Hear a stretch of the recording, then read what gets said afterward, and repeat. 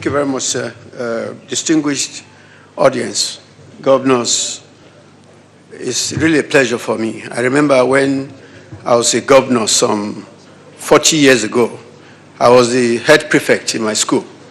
And that's the equivalent of the governorship I've ever been in my life. But even that governor was terrible because my headmaster was still caning me, which was quite a terrible thing.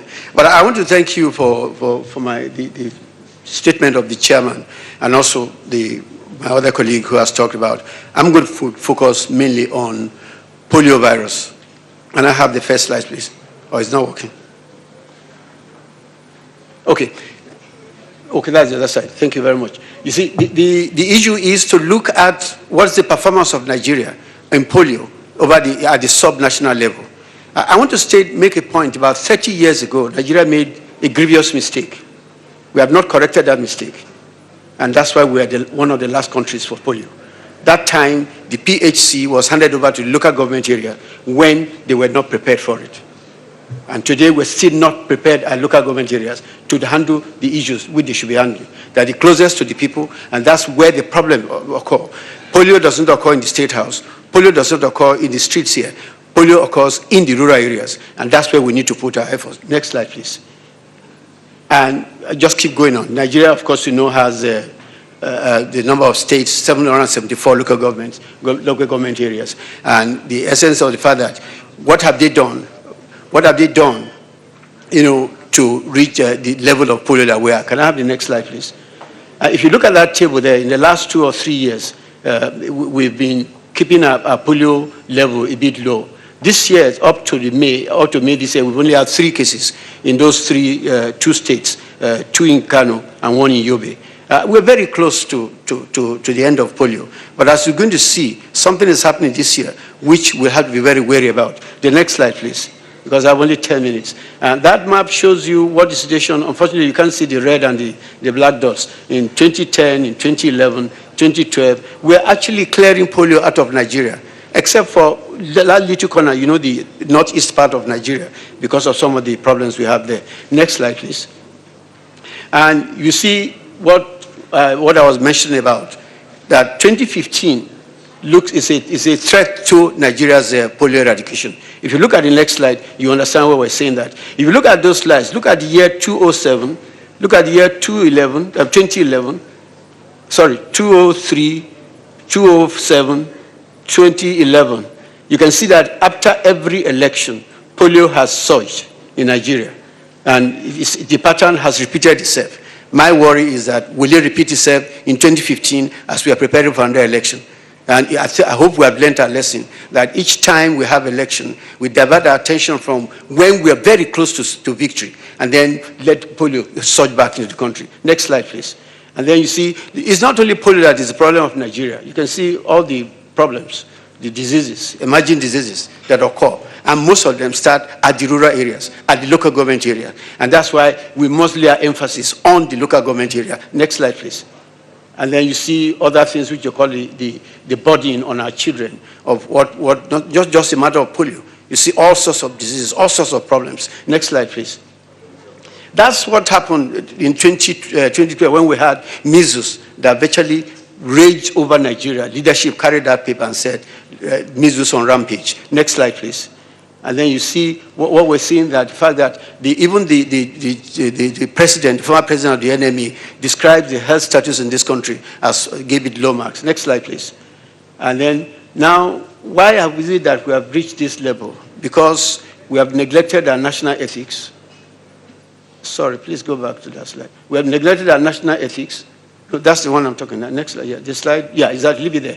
We have neglected those things that make us issues of integrity, issues of loyalty, issues of dignity. Those are the things that have affected, no matter what policy we have in this country, if we don't address those ones, those policies will come to naught. Next slide, please. Can I have the next slide? It's not showing. Okay, so why are we where we are? I've given some of the reasons. Next slide, please. Why is the local government system so impotent in this country? And these are some of the problems. Our constitution says that, you know, we must elect people into those places. Next slide will show what does it. It talks about election of people at the local government level. I dare say maybe I'm talking in the midst of where I shouldn't be talking. What is happening to our local government system? Why have we not have elected local government people in this country for the last 2 or 3 years? It all boils down to the issues of the state assembly. It all boils down to the issue of the governors. And we need to look at those ones, to equip our local governments to be able to do the work that the states are doing. Next slide, please. You see the next slide? Please, can you? Just go on, because time is running. I just want to let you know that there's a graph there that shows some of the activities at the federal government level, local government level, state government level that need to be done. And the funding, what called the state joint accounting, which is what's supposed to local government to get his own, to be able to do his own activities. What are we doing with those things? Next slide, please.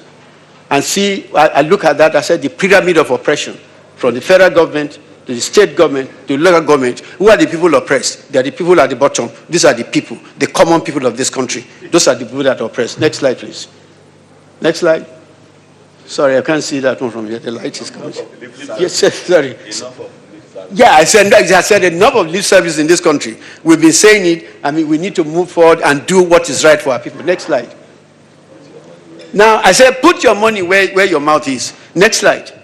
But when we put the money in the mouth of our leaders, next slide. Next slide, please. Press. The money disappears. And then what happens? We suffer poor public-private, the PHC is in poor situation. Next slide, please. And so we are a country. We have this country before where we said we have been misled.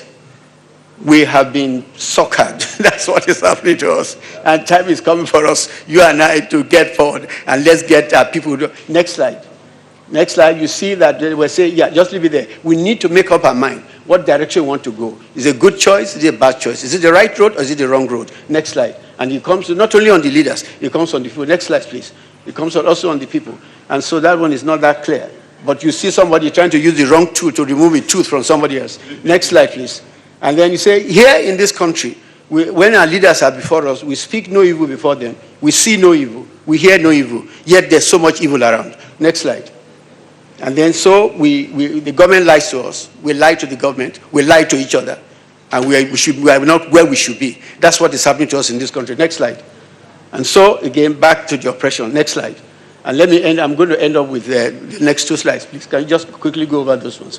And so we had a country before where there was a voice of this country, that voice of serenity, the voice of peace, the voice of unity, the silent voice of probity, of integrity. Next slide. Those are the things that made this country what it was. We've abandoned all those voices. We're not hearing those voices again. And that's why we let the issues that concern our country. Next slide, please. And that will tell you. So, dear governors, I saw that advert. Leave good behind. Those of you who are leaving. I'm not talking about the behind of the lady. I'm talking about you leaving good behind us. Thank you very much.